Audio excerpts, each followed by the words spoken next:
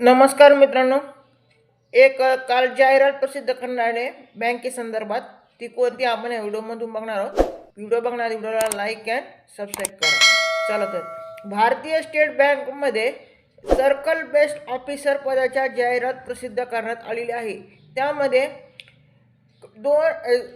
2050 जागेसाठी जाहिरात प्रसिद्ध करण्यात आलेली आहे. 2050 जागेसाठी.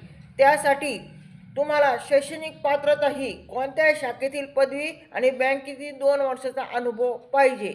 जो फॉर्म ऑनलाईन पद्धतीने भरायचा आहे आणि त्याची ऑनलाईन शेवटची तारीख आहे. ऑनलाईन अर्ज करण्याची तारीख आहे 18 फेब्रुवारी 2026. तरी